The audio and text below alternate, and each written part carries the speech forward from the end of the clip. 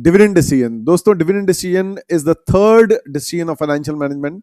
Financial management के 3 decision होते हैं, एक इन्वेस्टमेंट डिसीजन, एक फाइनेंसिंग डिसीजन, एक dividend decision. Investment decision basically most important decision है कि भाई हम लोग इन्वेस्टमेंट करेंगे तभी ऑर्गेनाइजेशन जो है कमाएगी। तो लॉन्ग टर्म इन्वेस्टमेंट्स को इवैल्यूएट करते हैं through capital budgeting, short term investments को इवैल्यूएट करते हैं इन वर्किंग कैपिटल मैनेजमेंट, और फिर इन्वेस्टमेंट्स करने के लिए हमें फाइनेंस चाहिए होता है। तो फाइनेंस जो है लॉन्ग टर्म इन्वेस्टमेंट्स के लिए लॉन्ग टर्म फाइनेंस चाहिए होता है, शॉर्ट टर्म इन्वेस्टमेंट्स के लिए लॉन्ग टर्म और शॉर्ट टर्म दोनों फाइनेंस चाहिए होता है। ठीक है जी। जो लॉन्ग टर्म फाइनेंस अरेंज करते हैं लॉन्ग टर्म इन्वेस्टमेंट्स के लिए वो तो ठीक है, लेकिन शॉर्ट टर्म इन्वेस्टमेंट्स या जैसे हम लोग कह सकते हैं करंट असेट्स के लिए भी हम लोगों को नेट वर्किंग कैपिटल लगाना पड़ता है, लॉन्ग टर्म फाइनेंस लगाना पड़ता है। इसके अलावा long term source of finance में एक long term source of finance है रिटेन्ड अर्निंग्स। अगर कंपनी रिटेन ज्यादा करेगी तो डिविडेंड्स कम देगी। तो ये तीनों डिसीजंस का इंटर रिलेशनशिप है आपस में। कंपनी इन्वेस्टमेंट भी कर किस लिए रही है? ताकि अच्छा कमाए और अच्छा डिविडेंड्स दे सके। बहुत सारी कंपनीज है कंसिस्टेंट ग्रोइंग डिविडेंड्स देते रहते हैं। तो अकॉर्डिंगली डिविडेंड डिसीजन क्या चीज है? It is the third decision of financial management. ठीक है जी। पहला इन्वेस्टमेंट, दूसरा फाइनेंसिंग, तीसरा dividend decision. Dividend decision is a very important decision. हमारे सारे ऑब्जेक्टिव, सारे जितने भी फाइनेंशियल मैनेजमेंट डिसीजन है सभी का objective maximisation of shareholders wealth माना जाता है। तो एक बार क्विकली डिविडेंड डिसीजन को देखते हैं। Dividend decision is dividends decision of dividends payment versus dividends payment versus earnings retention, कि भाई अर्निंग का कितना हिस्सा डिविडेंड्स की तरह पे किया जाए और कितना हिस्सा जो है रिटेन एंड री इन्वेस्ट किया जाए। इसके रिगार्ड में बड़ी सारी थियरीज और बहुत सारे मॉडल्स आए हुए हैं। और इवन कंपनी डिविडेंड्स ना देने की जगह बायबैक भी सोच सकती है, इवन बोनस इशू भी कर सकती है, स्क्रिप्ट डिविडेंड जिसे हम लोग कहते हैं, या फिर इवन जो है और भी कई तरीके हैं कुछ मैनिपुलेशन करने के, भाई शेयर को कंसोलिडेट कर दिया या स्प्लिट कर दिया। Will see all these concepts. Buyback of equity shares किया जा सकता है, विल सी, अभी देखते हैं। Here we go, let's start. So guys, first of all, dividend decision है क्या? Dividend decision is the decision of earnings retained versus earning distributed. देखिए कंपनी जो है, उस कंपनी की अर्निंग्स जितनी भी है वो उसके हाथ में है, और उसका एक हिस्सा जो है वो शेयर होल्डर्स में बांटा जाएगा, एक हिस्सा जो है रिटेन किया जाएगा। तो डिविडेंड डिसीजन बेसिकली है क्या गाइस? की earning available for equity share holders है, इसका एक हिस्सा जो है कंपनी डिविडेंड्स की तरह डिस्ट्रीब्यूट करेगी, एक हिस्सा जो है वो रिटेन एंड रीइन्वेस्ट करेगी। अगर कंपनी को ये डिसीजन लेना है, पहली चीज तो यहाँ जो है हम लोग इक्विटी शेयर होल्डर्स की बात कर रहे हैं डिविडेंड डिसीजन में। प्रेफरेंस शेयर होल्डर्स का तो देखिए फिक्स डिविडेंड होता है, उसका तो मुद्दा नहीं है। यहाँ पर ये जो डिविडेंड डिसीजन, जो third decision of financial management है, ये इक्विटी शेयर होल्डर्स के लिए कितना डिविडेंड दे, ना दे, कम दे, ज्यादा दे, उसका रिलेशन है। तो अगर कंपनी डिविडेंड देती है कैश की तरह अपने शेयर होल्डर्स को, मतलब जैसे कैश डिविडेंड्स पे करती है, या फिर अगर रिटेन करती है, अगर कैश डिविडेंड देती है तो शेयर होल्डर्स, छोटे स्मॉल इनकम या medium income class share holders जो है वो एक्सपेक्ट करते हैं कि हमें रेगुलर डिविडेंड्स मिले, उनका रेगुलर सोर्स ऑफ इनकम हो सकता है। ठीक है जी। कि जैसे उन्होंने कहीं पे किसी को लोन दिया हुआ है, कहीं डिवेंचर्स वगैरह खरीदे हुए हैं, कोई एफडीज कराई हुई है, तो वहां से रेगुलर बेसिस पे जैसे इंटरेस्ट आता है, इसी तरीके से शेयर होल्डर्स जो छोटे इन्वेस्टर्स हैं, स्मॉल इन्वेस्टर्स हैं, वो लोग एक्सपेक्ट कर सकते हैं कि regular cash flows, regular dividends हमें मिलते रहे। लेकिन रिटेन अर्निंग्स का फंडामेंटल क्या है? कंपनी जो रिटेन करती है अर्निंग्स, कंपनी रिटेन करती है अर्निंग्स अगर उसके पास अच्छी इन्वेस्टमेंट अपॉर्चुनिटी है। Company retains earnings if it has good potential investment opportunities की, अच्छा रिटर्न जनरेट कर सकती है। जितना शेयर होल्डर इन्वेस्ट करके खुद कमाएगा उससे बेहतर कंपनी अगर कमा सकती है उनके लिए, तो कंपनी को रिटेन एंड इन्वेस्ट करना चाहिए। इसकी ही कई थियरीज भी हैं, we will be discussing relevant theories in while, थोड़ी देर में। रेलिवेंट और इररिलेवेंट दो तरह की थियरीज होती है। पहले डिविडेंड पॉलिसीज का फंडामेंटल देख लेते हैं। देखिए ओवर दीज ईयर्स बहुत तरह की डिविडेंड पॉलिसी जो है डेवलप हुई है। एक concept dividend per share policy होती है। Concept dividend per share policy में हर साल same amount of dividend per share share holders को बांटा जाएगा। दूसरा concept dividend pay out policy होती है। इसमें क्या होता है, हर साल कंपनी जो है अपने शेयर होल्डर्स को अर्निंग का एक हिस्सा पे आउट करेगी। टेक एन एग्जांपल, अर्निंग्स का 50% पे आउट करेगी, तो सेम अर्निंग्स का एक प्रोपोर्शन 50%। अब एक्चुअली क्या, पहली पॉलिसी का एक बड़ा एडवांटेज या प्रो क्या है कि share holder can plan their income, just like debentures पे इंटरेस्ट मिलना होता है, डेट्स पे इंटरेस्ट आता है, फिक्स इंटरेस्ट आता है, इस तरीके से शेयर होल्डर्स को कांस्टेंट डीपीएस आएगा तो they can plan their income. But there is a demerit, there is a con of this policy. Basically इसमें क्या कहा जाता है कि यार कोई ग्रोथ ही नहीं है, हर साल सेम है। जैसे प्रेफरेंस शेयर्स का फिक्स डिविडेंड मिलता है, जैसे डिबेंचर्स पे फिक्स इंटरेस्ट मिलता है, इस तरीके से इक्विटी शेयर्स पे भी सेम जो है डिविडेंड्स मिलता जा रहा है। तो शेयर होल्डर्स कैन एक्सपेक्ट कि भाई हम मालिक हैं कंपनी के, हमें ज्यादा दो। तो this policy has a criticism that there is no growth. और इस policy constant dividend pay out policy में ये जो है क्रिटिसिज्म कवर हो जाता है, क्योंकि अगर कंपनी की अर्निंग लेट्स से 10 से 15 हो गई, तो कंपनी अगर 50% ऑफ द अर्निंग्स डिविडेंड्स की तरह पे कर रही है, तो 10 में 50% पे करती है 5, 15 में 7.5, फिर 20 हो जाती है तो 10। जैसे जैसे अर्निंग्स बढ़ेंगी वैसे वैसे जो है कंपनी अपने शेयरहोल्डर्स को डिविडेंड्स भी जो है बढ़ाती जाएगी। लेकिन इसका कौन क्या है, कंपनी की अर्निंग्स अगर 20 से लेट्स से फॉर एग्जांपल 12 हो गई तो 6 हो जाएगा। अभी लास्ट ईयर 10 रुपीज दिया था, अब 6 रुपए, और अगले साल अगर 4 रुपए हो गया तो 2 रुपए हो जाएगा। तो दैट्स अ बिग प्रॉब्लम कि shareholders can not plan their income. इसमें कौन shareholders can not plan their income, इधर they can plan their income, इधर जो है देयर इज नो ग्रोथ, इधर देयर इज ग्रोथ। तो अल्टीमेटली इन पॉलिसीज के क्रिटिसिज्म के कारण नए अवतार आए। एक आया आपका कॉन्स्टेंट डिविडेंड पर शेयर, पहला वाला, with extra dividend if the companies earnings increase beyond a certain level. So guys for example इसमें जो है कंपनी क्या करती है, सेम डीपीएस देती है। कंपनी कहती है भाई हम लोग जो है हर साल आपको 2 रुपए सेम डीपीएस देते रहेंगे, we will pay you same DPS. Okay, ये फिर से शुरुआत से बोल रहा हूं गाइस, ये बिल्कुल, ओ हेलो वरुण, वरुण पूरा एग्जांपल बिल्कुल शुरुआत से करना, ठीक है।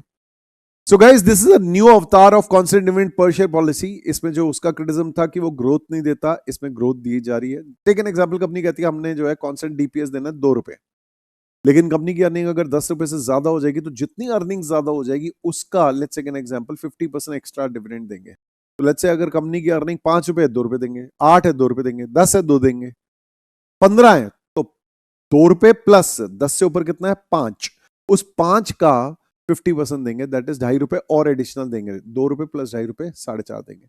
अगर लेट्स से 20 रुपीज है तो 20 रुपीज का 50% 5 प्लस 2 रुपए 7 रुपए देंगे। तो accordingly same amount of DPS 2 रुपए तो मिल रहा है, बट एक्स्ट्रा डिविडेंड्स देंगे अगर कंपनी की earnings beyond a certain level बढ़ जाए तो। Then is constant dividend pay out policy with minimum guaranteed dividends. This is इस पॉलिसी सेकंड पॉलिसी का जो है नया अवतार है। इसमें सेम परसेंटेज ऑफ अर्निंग्स जो है पे की जाएगी, जैसे 50% जो है हम लोग पे कर रहे हैं, मिनिमम इतना 50% तो हम लोग दे ही रहे हैं, 50% ऑफ द अर्निंग्स हम लोग पे कर रहे हैं, नंबर वन।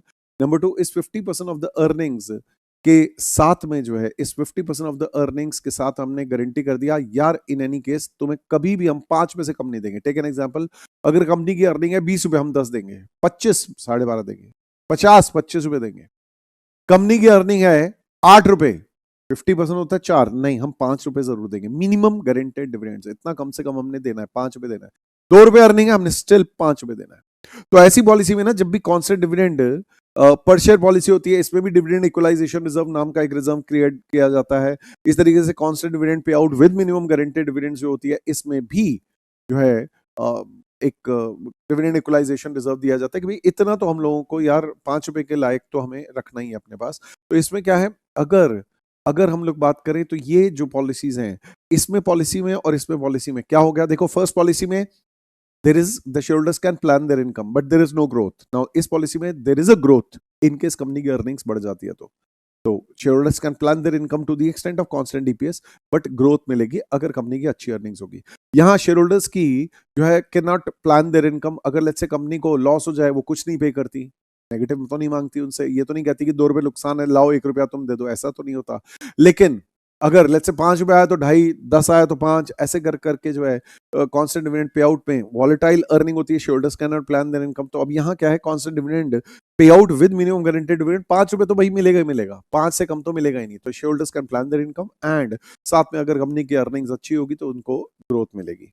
फिर लेकिन अल्टीमेटली जो है इन चारों पॉलिसीज का क्रिटिसिज्म होने के कारण एक पांचवी पॉलिसी जो है public limited widely held companies में फॉलो की जाती है, that is stable dividend policy. इसमें क्या है, स्टेडी डिविडेंड्स देते हैं, कंपनी इंक्रीज करती है अपना DPS if the earnings increase to a higher permanent level, और डीपीएस डिक्रीज करती है if the earnings decrease to a lower permanent level. Rather stable dividend policy से रिलेशन में एक थ्योरी भी हम लोग जो है देखते हैं, जो लिंटनर मॉडल जॉन लिंटनर ने बनाई थी 1960s में। उन्होंने जो है बड़े बड़े कॉर्पोरेट फाइनेंस मैनेजर्स के इंटरव्यूज कंडक्ट करके उनसे अजम्पशंस लेके फिर अल्टीमेटली उन्होंने थियरी बनाई कि ओके इस तरीके से डिविडेंड्स देना चाहिए, will see it in a while. फिर उसके बाद बारी आती है रेजिडुअल इनकम डिविडेंड पॉलिसी। ये अनलिस्टेड कंपनीज के लिए ज्यादा सही है, ये listed public limited unlisted companies के लिए ज्यादा सही है, private limited companies closely held corporations के लिए, या लिस्टेड भी हो तो वाइडली हेल्ड ना हो, बहुत ज्यादा शेयर होल्डर्स ना हो, हाई इनकम क्लास के शेयर होल्डर्स हैं, तो उस केस में रेजिडुअल इनकम डिविडेंड पॉलिसी क्या कहती है, जितनी भी कंपनी के पास अच्छी इन्वेस्टमेंट अपॉर्चुनिटी है, वाइबल इन्वेस्टमेंट अपॉर्चुनिटीज है, viable capital expenditures, take an example company का IRR, internal rate of return जो है, लेट्स टेक एन एग्जांपल जो ये नया प्रोजेक्ट आ रहा है उसमें 25% है, और लेट्स से कंपनी का कॉस्ट ऑफ कैपिटल जो है, लेट्स से शेयरहोल्डर्स की रिक्वायर्ड रेट ऑफ रिटर्न 15% है, तो उस केस में कहते हैं भाई अगर ज्यादा आप कमा सकते हो तो उधर वाइबल इन्वेस्टमेंट्स में आप जो है पैसा लगाओ, और रिमेनिंग जो बचता है वो residual income after meeting the good capital investments या capital expenditures, then you pay the remaining residual income as dividends. But ये वाइडली हेल्ड कॉर्पोरेशंस में जहां छोटे छोटे इन्वेस्टर्स हैं उसके लिए ये पॉलिसी बिल्कुल फेवरेबल नहीं मानी जाती। Now x dividend price per share कभी निकालने को बोले कि भाई x dividend market price per share बताओ, तो कम dividend market price per share में डिविडेंड जितना भी इसमें इंक्लूडेड है वो माइनस कर देंगे, तो कम मींस क्यूमुलेटिंग या इंक्लूडिंग, एक्स मींस एक्सक्लूडिंग, तो एक्सक्लूडिंग कैसे निकाला जाएगा, क्यूमुलेटिंग या कम में से आप डीपीएस जो इसमें इंक्लूडेड है वो माइनस कर दोगे।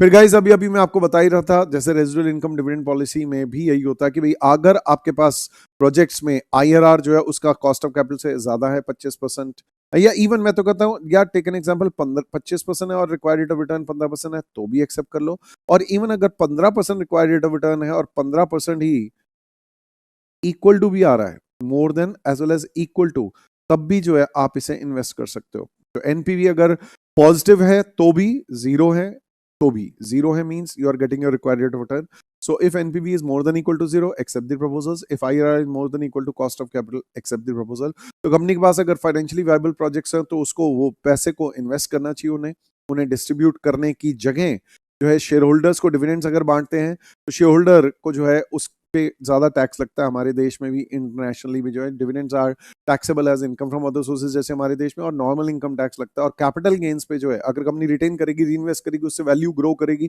शेयर की वैल्यू बढ़ेगी, तो उसकी वजह से जो है अल्टीमेटली जो कैपिटल गेन्स होंगे कल को शेयर होल्डर्स को, उस पे जो है टैक्स आपका कम लगता है, टैक्स रेट।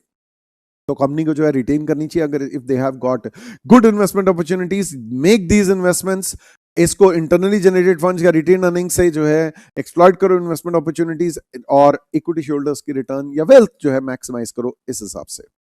फिर प्रैक्टिकल फाइनेंशियल कंसिडरेशन जिसे हम लोग कह सकते हैं फैक्टर्स अफेक्टिंग डिविडेंड डिसीजन, ये भी हम लोगों को जो है एक एरिया पता होना चाहिए। नंबर एक, अगर कंपनी जो है ज्यादा पे आउट रेशियो रखेगी, वो कौन सी कंपनीज, मैच्योर कंपनीज जो है ज्यादा पे आउट रखना पसंद करती हैं कि यार जैसे for example there are many examples, अभी एबॉट कंपनी आप चेक कर सकते हैं, फार्मास्यूटिकल कंपनी है, वो जो है बहुत डिविडेंड्स काफी ज्यादा देती है, और पीएसयूज भी जो है काफी ज्यादा डिविडेंड्स देती हैं।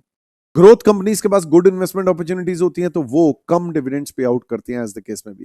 देन इन्वेस्टमेंट अपॉर्चुनिटीज अच्छी हैं, ठीक है जी, ज्यादा इन्वेस्टमेंट अपॉर्चुनिटीज हैं ग्रोथ कंपनीज के पास तो उन्हें कम डिविडेंड देना चाहिए, और मैच्योर कंपनीज के पास बहुत अच्छी इन्वेस्टमेंट अपॉर्चुनिटीज नहीं है तो they can pay higher dividends. Cash versus scrip dividend किसे कहा जा सकता है, बोनस इशू। जो ग्रोथ कंपनीज है वो रिटेन करके रीइन्वेस्ट कर करके पैसा धंधे में लगाते लगाते लगाते अल्टीमेटली रिटेन अर्निंग बढ़ती जाएगी, जिसकी वजह से फिर अल्टीमेटली वो कैश नहीं बचेगा इनके पास, तो ये बोनस इशू कर सकते हैं, मोर स्क्रिप डिविडेंड या बोनस इशू कर सकते हैं। लेकिन mature companies can pay more cash dividends also. Retention ratio इनकी मैच्योर कंपनीज की जो है कम होगी क्योंकि ज्यादा डिविडेंड पे कर सकते हैं, और जो ग्रोथ कंपनीज हैं they can जो है retain more and pay lesser amount as dividends. Liquidity जिस भी कंपनी के पास कम है, जैसे मैच्योर कंपनीज के पास अक्सर लिक्विडिटी जो है वो काफी ज्यादा लिक्विडिटी होती है, उनको जो है इन्वेस्टमेंट अपॉर्चुनिटीज जो है बहुत अच्छी नहीं होती, लिक्विडिटी बहुत ज्यादा होती है, तो इस वजह से वो हाई डिविडेंड पे कर सकते हैं। बट इनके पास जो है एक्सपेंशन की, मॉडर्नाइजेशन की, ग्रोथ की बहुत अच्छी इन्वेस्टमेंट अपॉर्चुनिटीज होती है, परमानेंट वर्किंग कैपिटल इन्वेस्टमेंट्स के लिए, तो इस वजह से जो है लिक्विडिटी इनकी यहां पर लग जाती है और ये डिविडेंड पेमेंट जो है इस वजह से कम करते हैं। Now theories of dividends guys, over the years basically fundamental तो वही है कि maximisation of share holders wealth का ऑब्जेक्टिव है, लेकिन ultimately overall over these years जो है दो ग्रुप या दो गुट बन गए हैं।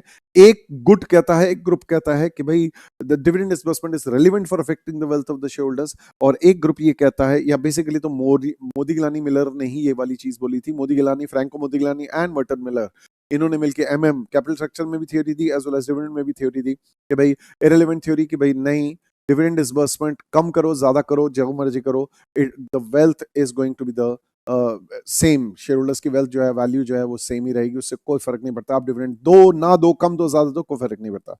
लेकिन रेलिवेंट थ्योरीज अल्टीमेटली कहते हैं अगर आप डिविडेंड दोगे या नहीं दोगे उससे शेयर होल्डर्स की वेल्थ पे फर्क पड़ता है, तो सोच समझ के डिविडेंड देना चाहिए। इसका सबसे इंटरेस्टिंग और काफी पुराना मॉडल है जैसे वॉल्टर मॉडल। तो dividend disbursement is relevant for affecting the wealth of the share holders. Walter model हम लोगों ने जो है जेम्स वॉल्टर ने दिया था। दूसरा फिर गॉर्डन मॉडल, जिसको हम लोग जो है डिविडेंड ग्रोथ मॉडल के नाम से भी जानते हैं, जिसको कि हम कॉस्ट ऑफ कैपिटल के चैप्टर में भी पढ़ते हैं, यहाँ पर भी वही चीज है। Then Graham and Dodd model, Graham, Benjamin Graham जो कि वॉरेन बफेट के गुरु हैं, बेंजामिन ग्राहम, उन्होंने along with his partner David Dodd एक थ्योरी बताई थी जिसे कि हम लोग ग्राहम एंड डॉड मॉडल या ट्रेडिशनल थ्योरी के नाम से आज की डेट में जानते हैं। देन लिंटनर मॉडल, बेसिकली ये तीनों मॉडल जो है ये कहते हैं कि डिविडेंड डिसबर्समेंट करोगे तो उससे शेयर होल्डर्स की वेल्थ वैल्यू पे फर्क पड़ेगा। लिंटनर साहब ने तो क्या किया, इंटरव्यू किए फाइनेंस मैनेजर्स के और उनसे पूछा कि डिविडेंड देना चाहिए तो कितना देना चाहिए, कैसे देना चाहिए। तो उन्होंने कहा स्टेबल डिविडेंड देंगे, कांस्टेंट डिविडेंड पे आउट देंगे, वील सी। तो उन्होंने एक फॉर्मूला बनाया कि स्टेबल डिविडेंड आप कैसे दे सकते हो, कंपनी जो है वो अपने शेयर होल्डर्स को स्टेबिलिटी के साथ डिविडेंड कैसे दे सकते हैं, तो वो we'll discuss in a while.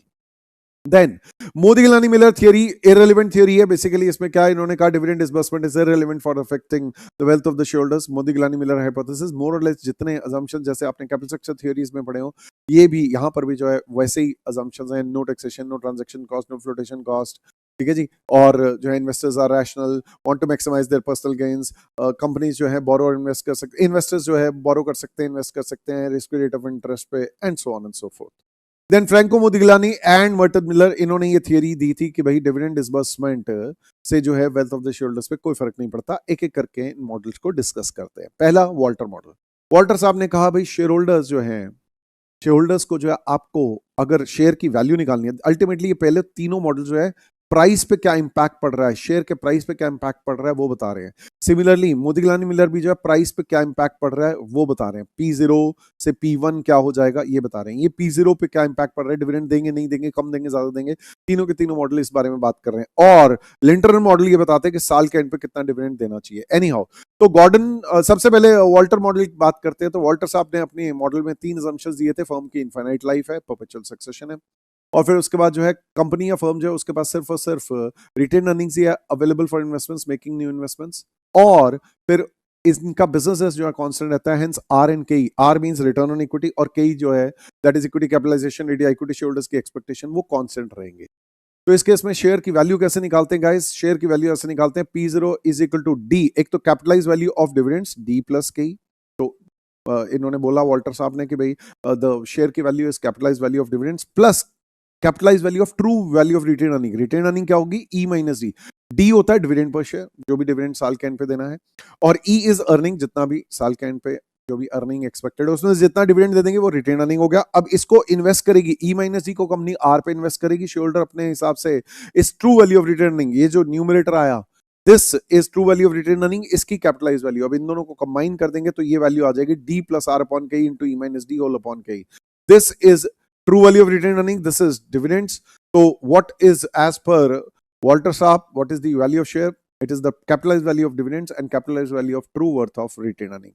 यहाँ पर कई जो है इन्होंने बोला था 1 अपॉन पी रेशो या ईपीएस अपॉन एमपीएस, जो अर्निंग प्राइस या अर्निंग यील्ड मॉडल जो आपने कॉस्ट ऑफ कैपिटल में पढ़ते हो, ये इन्होंने इक्विटी शेयर होल्डर्स के रिक्वायर्ड रेट ऑफ रिटर्न बताई थी। नाउ इसमें इन्होंने 3 केसेस बताए हैं वॉल्टर साहब ने। If R is more than K, अगर कंपनी जो है वो लेट्स टेक एन एग्जांपल ज्यादा कमा सकती है अपने शेयर होल्डर्स से, लेट्स से शेयर होल्डर्स की रिक्वायर्ड रेट ऑफ रिटर्न है 10% और कंपनी जो है 15% कमा सकती है, तो in that case you should do 100% retention, no dividends should be paid, dividend मत दो, कुछ मत दो। ऑन द अदर हैंड अगर 10% दोनों केस में, तो डिविडेंड दो ना दो, कम दो ज्यादा दो, कोई फर्क नहीं पड़ता। But let's take an example, कम कमा सकते हो आप, देन जो शेयर होल्डर्स जो है इन्वेस्ट कर सकते हैं और खुद कमा सकते हैं अपनी पर्सनल कैपेसिटी में, उनके अपॉर्चुनिटी कॉस्ट, तो इस केस में 100% डिविडेंड पे आउट करो। तो accordingly what we are talking about, once again if R is more than K, take an example 15% जो है वो 10%, शेयर होल्डर 10% कमा सकते हैं इन्वेस्ट करके। भाई जितना भी कंपनी शेयर होल्डर को डिविडेंड बांटेगी, ये थियरी मानती है कि शेयर होल्डर उसको पर्सनल कैपेसिटी में इन्वेस्ट करेगा, तो अगर शेयर होल्डर 15% पे इन्वेस्ट करेगा और कंपनी जो रिटेन करेगी उसको 15% पे इन्वेस्ट करेगी। तो what is better for the shareholders? Shareholders की वेल्थ मैक्सिमाइज करने के लिए कंपनी अगर रिटेन करती है तो वो ज्यादा अच्छा कमा सकती है, शेयरहोल्डर्स के लिए ही कमाएगी, वही मालिक है। तो उस केस में जो है correlation between size of dividend investment जैसा भी है, ऑप्टिमम डिविडेंड पे आउट रेशियो जो है यहाँ पर 0% होना चाहिए। But on the other hand R is equal to K, तो कोरिलेशन कुछ नहीं है, डिविडेंड पेमेंट दो, कुछ भी दो, कम दो, ज्यादा दो, ना दो, जो मर्जी करो, it's going to the same. लेकिन R is less than K, take an example, R 8% है और के जो है 10% है, तो उस केस में जो है शेयरहोल्डर खुद कमा सकता है बेटर। तो उस केस में 100% डिविडेंड पे आउट करो, कुछ रिटेन मत करो। Next, Lintner model. John Lintner ने जो है इंटरव्यूज कंडक्ट किए बहुत सारे फाइनेंस मैनेजर्स के, और उन्होंने कहा डिविडेंड कितना देना चाहिए, किस हिसाब से देना चाहिए। सुनो, उन्होंने कहा पहली चीज, जो जॉन लिंटनर हैं, उन्होंने जो अजम्पशंस लिए वो बेसिकली जो भी इंटरव्यूज से जो भी कॉर्पोरेट मैनेजर्स बता रहे थे, जैसे उन्होंने कहा कि हम constant dividend pay out policy follow करना पसंद करते हैं। तो जितनी भी ईपीएस है into constant dividend pay out ratio जो भी होगी कंपनी की, उससे मल्टीप्लाई करेंगे, और डीपी रेशियो से कांस्टेंट डीपीएस जो है, मतलब कांस्टेंट डिविडेंड पे आउट जैसे 50% होती है ना, तो हम लोग ये फॉलो करेंगे। लेकिन शेयर होल्डर्स जो है वो ये नहीं चाहते कि वॉलिटिलिटी आए अर्निंग्स में। जो फाइनेंस मैनेजर्स हैं वो कहते हैं शेयर होल्डर्स को वॉलिटिलिटी इन अर्निंग्स नहीं, मतलब डिविडेंड्स नहीं होनी चाहिए। उनको लास्ट ईयर के डिविडेंड्स रिपीट कर देंगे, अगर वॉलिटिलिटी इन अर्निंग्स है तो वो they have the finance managers are very much concerned in reversal के डिविडेंड बढ़ा के घटाना नहीं है एकदम से, या घटा के एकदम से बहुत ज्यादा बढ़ा दिया फिर रिवर्स करना पड़े। they don't like to reverse, they don't like to change, they like to change it when they feel that the company's earnings have increased to a high permanent level and so on and so forth। तो इन्होंने एक arbitrary number बोला जो कि 0 से 1 के बीच में होता है, एक आर्बिट्रेरी नंबर। ये फाइनेंस मैनेजर अपनी मर्जी से डिसाइड करेगा। इसको कहा जाता है एडजस्टमेंट रेट। क्वेश्चंस में तो आपको देखो दिया हुआ होगा, या निकालना होगा तो एडजस्टमेंट रेट निकालेंगे। तो टेक एन एग्जांपल, कोई कंपनी है जिसकी वॉलेटाइल अर्निंग है, उसका एडजस्टमेंट रेट नियर टू 0 होगा। जो कंपनी जिनकी स्टेबल अर्निंग्स है उनका एडजस्टमेंट रेट नियर टू 1 होगा। तो कहने का मतलब क्या हो गया, एक तो आपका अगर लेट्स से एग्जांपल कंपनी की अर्निंग स्टेबल चल रही है, तो let's say last year earning थी 10 रुपए, इस साल है 12, आहा 50% पे आउट है, ओके इंटू 1, चलो भाई 6 रुपए दे दो। साथ में लास्ट ईयर डिविडेंड कितना दिया था, लेट्स से 5 रुपए दिया था, ठीक है, into 1 minus adjustment rate. Adjustment rate 1 है, इंटू 1 माइनस 1, तो 5 into 0 is equal to 0 plus 6 रुपए, तो 6 रुपए हो जाएगा। But on the other hand let's take an example, अगर कंपनी की अर्निंग्स जो है वो वॉलेटाइल है, तो उस केस में एडजस्टमेंट रेट नियर टू 0 होगा। स्टेबल अर्निंग्स में नियर टू 1, जो जैसे मैंने 1 ले लिया। अब let's take an example, last year company की अर्निंग थी 10 रुपए और अचानक ही 9 रुपए हो गई, तो उस केस में क्या हुआ, अब शेयर होल्डर 9 रुपए हो गई, 9 रुपए, 9 रुपए, तो 9 रुपीज हो गई, तो 9 रुपीज इस साल के लिए dividend 9 rupees into 50% E into dividend पे out ratio into adjustment rate 0 ले लिया, प्लस D0 लास्ट ईयर कितना था 5 रुपए, into 1 minus adjustment rate. Basically क्या है, लास्ट ईयर वाले डिविडेंड्स रिपीट कर दो। तो उस हिसाब से क्या किया, E into DP ratio into adjustment rate. ये हो गया कि भाई हमने अगर कंपनी की जो है स्टेबल अर्निंग्स है तो उस केस में एडजस्टमेंट रेट नियर टू 1 ले लो, और अगर वॉलेटाइल है तो उस केस में नियर टू 0 लेना। नियर टू 0 मींस अगर वॉलेटाइल है तो लास्ट ईयर के डिविडेंड रिपीट कर देना, ज्यादा टेंशन नहीं लेना। लेकिन अगर स्टेबल है तो आप डिविडेंड जो है बढ़ा सकते हो, अर्निंग्स बढ़ रही हैं तो, and so on and so forth. Then comes traditional model. Traditional model Graham and Dodd ने बताया था, इन्होंने अपनी तरफ से माना था कि शेयर होल्डर्स जो है they prefer dividends. Share holders, Benjamin Graham and David Dodd ने बोला था share holders prefer to receive dividends. वो लोग they are preferring bird in hand than two in bushes. और उन्होंने कहा कंपनी अगर रिटेन करती है, ठीक है, शेयर होल्डर कहते हैं ओके है, बट जितना वो उसको मल्टीप्लायर या जो वैल्यूएशन देते हैं उस रिटर्न अर्निंग को, वो दोनों की वैल्यूएशन, दोनों की इज्जत करते हैं। ई माइनस डी की भी वैल्यूएशन करते हैं। E minus D that is to say earnings minus dividend that is retained earnings, इसकी भी वैल्यूएशन करते हैं। लेकिन वो उन्होंने कहा अपने अजम्पशंस में कि शेयर होल्डर्स जो है डिविडेंड्स को 4 गुना इज्जत देते हैं देन जितनी इज्जत दो वो रिटेन अर्निंग्स को देते हैं। तो जितनी रिटेन अर्निंग को देते हैं, लेट्स से रिटेन अर्निंग के 1 रुपए को, रिटेन अर्निंग के 1 रुपए को let's say into 1/3 into multiplier, इतनी वैल्यूएशन दे रहे हैं। तो जो डिविडेंड्स है इसको इंटू 4/3 इंटू मल्टीप्लायर, इतनी वैल्यू दे रहे हैं।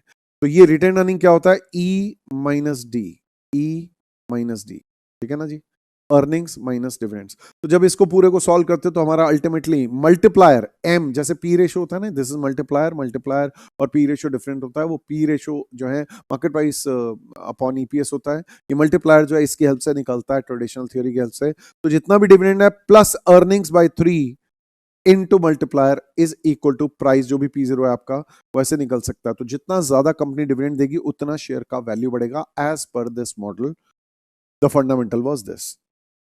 देन कम्स एक काम करते हैं रेलिवेंट थ्योरी, एक और रेलिवेंट थ्योरी थी डिविडेंड डिस्काउंट मॉडल, वो भी डिस्कस कर लेते हैं। इररिलेवेंट थ्योरी उसके बाद डिस्कस करेंगे।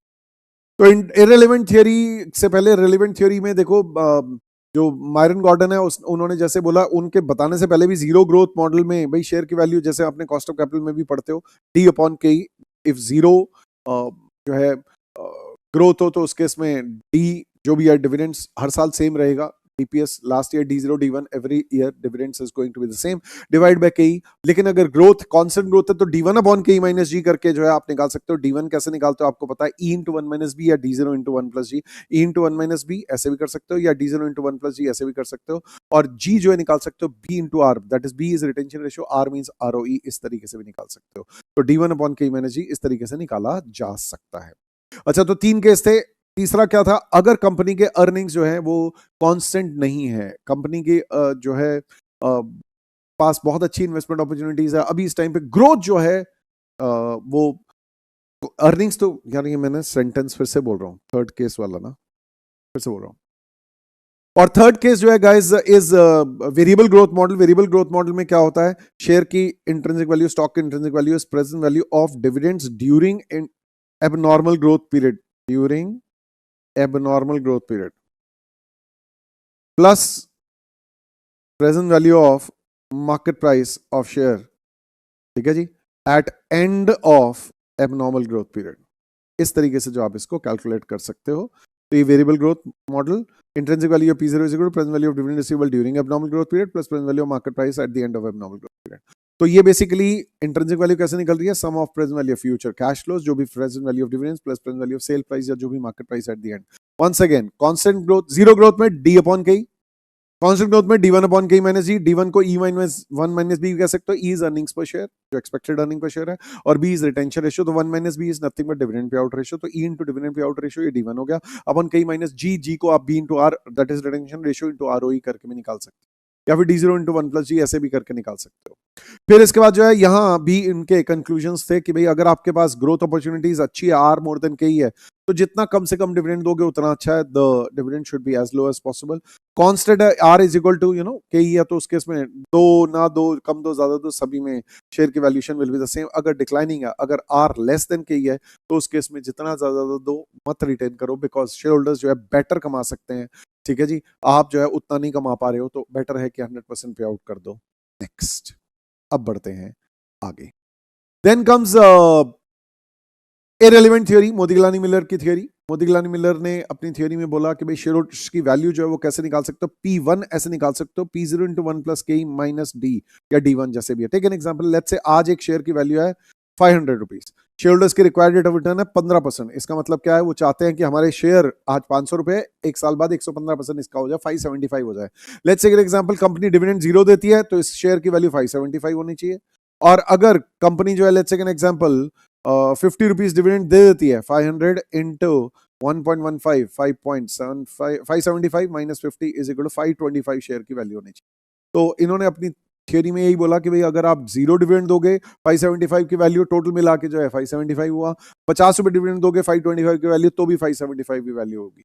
तो आपको अगर P0 निकालना है, वही चीज इसको क्या कर सकते हो, उसको वहां ले जाके ऐड कर सकते हो। तो P1 प्लस D1 हो गया, उधर जाके ये 1 प्लस के को वहां डिवाइड कर सकते हो। तो P0 is equal to P1 plus D1 upon 1 plus K, ऐसे करके निकाल सकते हो। Additional number of equity shares, इन्होंने अपने थ्योरी में अपने असम्पशंस बोले थे कि भाई कंपनी की फर्म्स की जो है कांस्टेंट इन्वेस्टमेंट पॉलिसी होती है, कि भाई उन्होंने मतलब डिफाइंड इन्वेस्टमेंट पॉलिसी होती है, ऑलरेडी इन्होंने डिसाइड कर रखा है साल के एंड पे कितनी इन्वेस्टमेंट करेंगे। I1 इज इन्वेस्टमेंट कितनी करनी है साल के एंड पे, और इसमें से जितनी भी इन्वेस्टमेंट करेंगे उसमें से E माइनस डी इतना रिटेन अर्निंग से फाइनेंस हो जाएगा, बाकी जो है ये एक्सटर्नल फाइनेंस अरेंज कर लेंगे। तो इन्वेस्टमेंट, टेक एन एग्जांपल, इन्हें जो है 1 करोड़ रुपए चाहिए, 1 करोड़ रुपए चाहिए, और लेट्स से इनकी अर्निंग जो है 50 लाख रुपीज है, 50 लाख रुपीज है, और ये जो है डिविडेंड्स नहीं दे रहे हैं। बहुत अच्छी बात है, दैट्स गुड।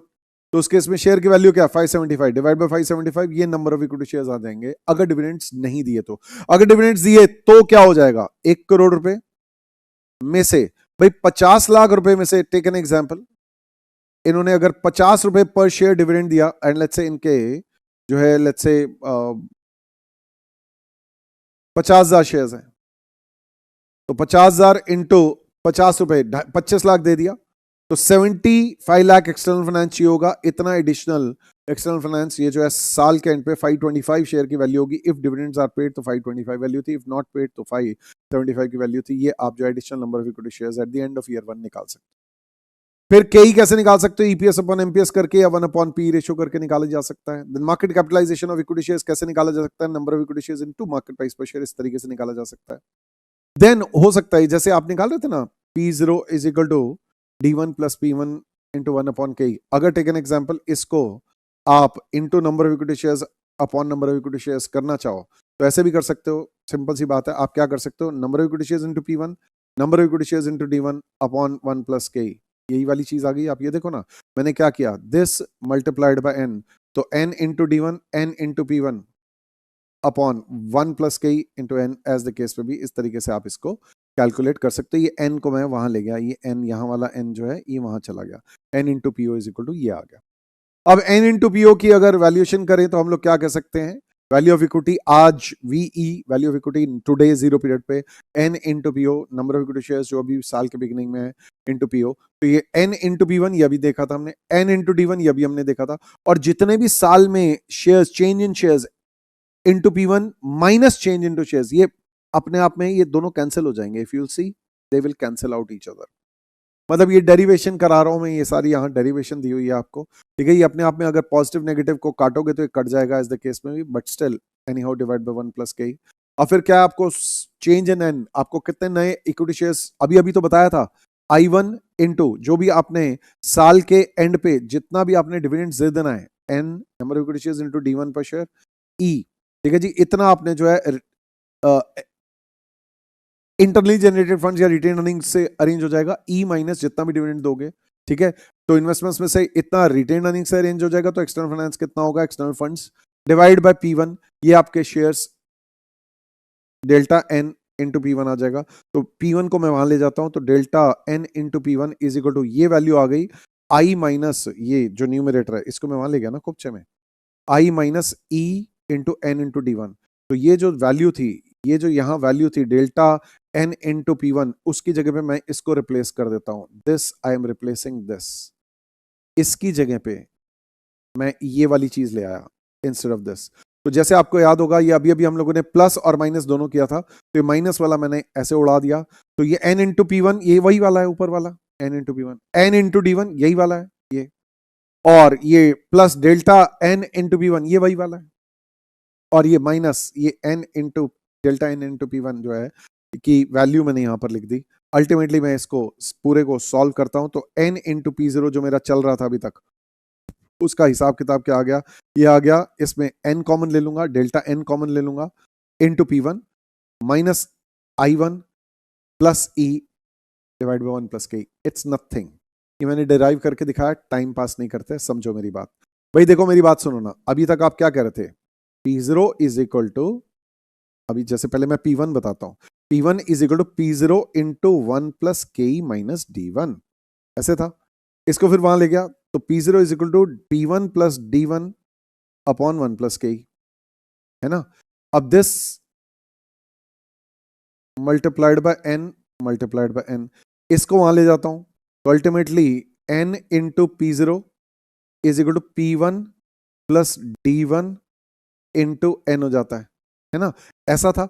अब सीन क्या है, आप क्या कर रहे हो, आप तो यार साल के एंड पे, मेरी बात ध्यान से सुनना, आप तो क्या कर रहे हो, आप साल के एंड पे जो है जितना भी इन्वेस्टमेंट कर रहे हो, उसमें से इन्वेस्टमेंट का एक हिस्सा जो आप रिटेन अर्निंग से अरेंज कर रहे हो, तो रिटेन अर्निंग से अरेंज कर रहे हो, तो आप एक काम करो ना, सुनो मेरी बात, जितना भी P1 इंटू, देखो साल के एंड पे आपके शेयर्स कितने रह जाएंगे, साल के एंड पे आपके शेयर्स रह जाएंगे n प्लस डेल्टा n, और शेयर की वैल्यू साल के एंड पे कितनी हो जाएगी, दिस मल्टीप्लाइड बाय P1, ये हो जाएगी।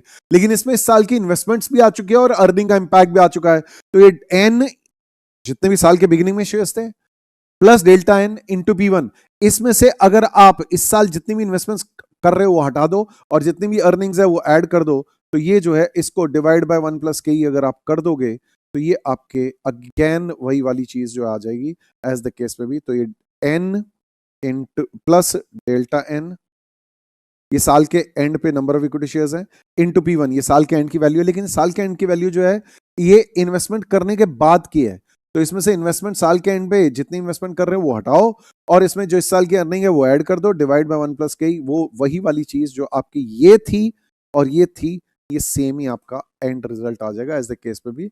ये डेरिवेशन मैंने आप लोगों को दिखा दिया है। क्वेश्चंस में आपको अगर अभी की वैल्यू निकाल के दिखानी हो तो किसी भी तरीके से आप दिखा सकते हैं। Now buyback of equity shares, अक्सर क्या कहते हैं कि कंपनी शेयर होल्डर्स को डिविडेंड्स बांटने की जगह क्यों ना बायबैक कर ले इक्विटी शेयर्स। अगर बायबैक करेंगे इक्विटी शेयर्स तो post buyback number of post buyback EPS क्या हो जाएगी, जितनी भी earnings available for equity share holders है वो तो न्यूमरेटर सेम ही है भाई, ईएई तो सेम ही है, बस नंबर ऑफ इक्विटी शेयर्स जो है आफ्टर बायबैक क्या हो जाएंगे, number of equity shares before buyback minus number of equity shares bought back.